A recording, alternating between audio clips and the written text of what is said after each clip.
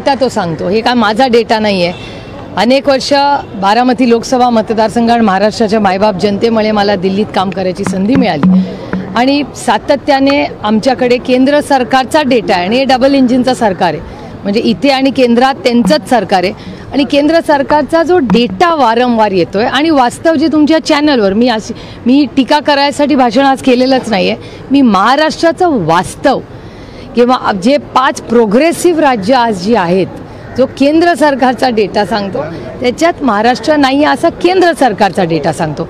Crime असेल, पाण्याचे प्रश्न असतील, इंडस्ट्री असेल, याच्यात अनेक ठिकाणी असं दिसतंय केंद्र सरकारच्या डेटामुळे. फ्लॅगशिप प्रोग्राम्स असतील केंद्र सरकारचे, जल जीवन मिशनसारखा प्रोग्राम असेल, याच्यामध्ये महाराष्ट्रात अजून गती घेण्याची गरज आहे असा केंद्र सरकारचा डेटा सांगतो. त्याच्यामुळे मी असे काही वेगळे काही तुम्हाला सांगत नाही आहे जे तुमच्या चॅनलवर तुम्ही दाखवलेलं नाही आहे किंवा data speaks louder than words. जातीय जनगणनेचा निर्णय झालेला आहे. तुम्ही मागणी केली होती, अमोल कोल्हेंनी मागणी केली होती, राहुल गांधींनी मागणी केली होती. त्याच्यानंतर कुठेतरी सरकार सकारात्मक झालं. अनेक वर्षांपासून ही मागणी वारंवार केली जाते. उशिरा का होईना पण केंद्र सरकारने हा निर्णय घेतला आहे. मी त्याचं मनापासून स्वागत करते.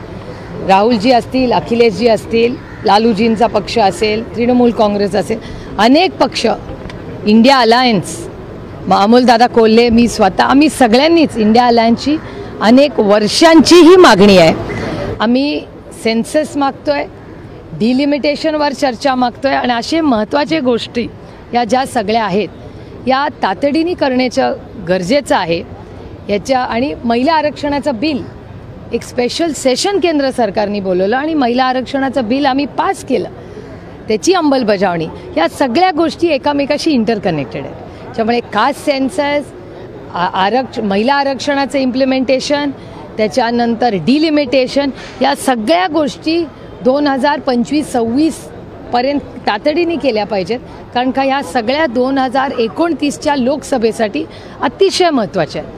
आणि एवढ्या तातडीने स्पेशल सेशन बोलून जर महिला आरक्षणाचं बिल पास केलं तर ते इम्प्लिमेंट ही लवकर व्हावं आणि त्याचा एक जो प्रोसेस आहे तो फॉलो व्हावा, हीच आमची मागणी. काही राजकीय नेते असं म्हणतात की पहलगामचा अतिरेकी हल्ला, त्याचा आक्रोश कमी करण्यासाठी हा निर्णय घेतला आणि दुसरं म्हणजे बिहार इलेक्शन पाहता हा निर्णय केंद्र सरकारने घेतला. मी तुम्हाला खरं सांगू, मी आणि आम्ही पक्षांनी ठरवलेलं आहे आणि इंडिया अलायन्समध्ये की पहलगामबद्दल जोपर्यंत तो सगळा प्रश्न सुटत नाही आम्ही भारत सरकारच्या विरोधात आत्ता कुठलीही भूमिका घेणार नाही. कारण का भारताचं ऐक्य आणि भारतावर झालेला एवढा मोठा हा हल्ला, याच्यात आम्ही केंद्र सरकारला शब्द देऊन आलो आहे की आम्ही केंद्र सरकारबरोबर आहोत.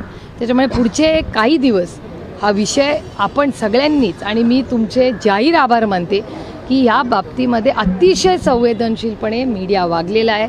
कुठलेही असे फोटो बाहेर आलेले नाही आहेत जे खूप सेन्सिटिव्ह आहेत, वेदना देणारे आहेत, अस्वस्थ करणारे. त्याबद्दल मी मीडियाचं कौतुक करते. पण मी स्वतः पुढचे काही दिवस, आणि मी तुम्हाला खरं सांगू, टीका करायला खूप संधी आहे.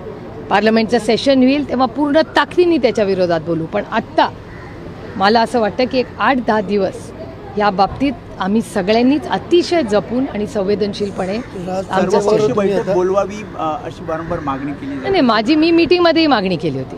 आम्ही 2-3 मागण्या केल्या होत्या की पार्लमेंटमध्ये एक सेशन बोलूया आणि पार्लमेंटचं सेशन बोलून एका आवाजात ठामपणे आपण जगाला सांगितलं पाहिजे की भारत एक आहे, सगळे पक्ष आम्ही एक आहोत. हा एक मुद्दा, आणि भारताच्या प्रत्येक भारतीय हा सुरक्षित आहे आणि आपण सगळे एक आहोत, हेच संदेश आपल्याला खरं तर त्याचा द्यायचा आहे. एक दुसरं, आम्ही आणि एक विनंती केंद्र सरकारला केली होती की दोन्ही बाजूनी, म्हणजे UPA आणि NDA दोन्ही अलायन्सेसनी एकामेकावर सोशल मीडियाच्या माध्यमातून कुठल्याही गोष्टी फॉरवर्डही करू नये ज्याच्यातून कटुता येईल. राज ठाकरे बरोबर आता तुमचं बोलणं झालं. नेमकं गेल्या काही दिवसापासून उद्धव ठाकरे आणि राज ठाकरे एकत्र येण्याच्या चर्चा होत्या, काय नेमकं बोलणं? एक तर ठाकरे कुटुंबाचे आणि पवार कुटुंबाचे 6 दशकाचे प्रेमाचे ऋणानुबंध आहे. कैलासवासी बाळासाहेब आणि मीनाताई आणि माझ्या आई वडिलांचे अतिशय प्रेमाचे संबंध आहेत. त्यांनी एकामेकाच्या विरोधात टोकाची भूमिका राजकीय घेतली, पण आमचे कौटुंबिक संबंध दोन्ही बाजूनी जपले गेले आणि तेच संस्कार हे माझ्यावर झालेले आहेत. त्याच्यामुळे अर्थातच उद्धवजी आणि राजजी हे दोघंही माझ्यासाठी भावासमान आहेत आणि ते दोघं एकत्र येत असतील तर मी आधीही बोललेले आहे की महाराष्ट्राच्या हितासाठी दोघंही मनाचा मोठेपणा जो दाखवत आहेत हे खरंच कौतुकास्पद आहे. आणि माझे तर कौटुंबिक संबंधी आहेत, त्याच्यामुळे एखादं कुटुंब एकत्र येत असेल आणि त्यातून चांगलं राज्याचंही होणार असेल तर अर्थातच कोणीही व्यक्तीची थोडीशी जबाबदारी आहे ती अर्थातच त्याचं स्वागतच करेल. भावाला सल्ला दिलाय आता भेटू राज ठाकरेंना काही सल्ला नाही मी कसं देणार, हे सगळे माझ्यापेक्षा वयाने मोठे आहेत. माझे एकतर मी तुम्हाला माझा स्वभाव सांगते, मी सगळ्यांचीच बोलते, समोरचा बोलला नाही बोलला तरी मी सगळ्यांची बोलते. कारण का एका सशक्त लोकशाहीमध्ये डायलॉग हा असलाच पाहिजे, त्याच्यामुळे मी सगळ्यांचीच बोलते. आणि मला असं वाटतं डायलॉग एक नेहमी मी सगळ्यांना सांगते, माझ्या एका मोठ्या बहिणीने मला हा सल्ला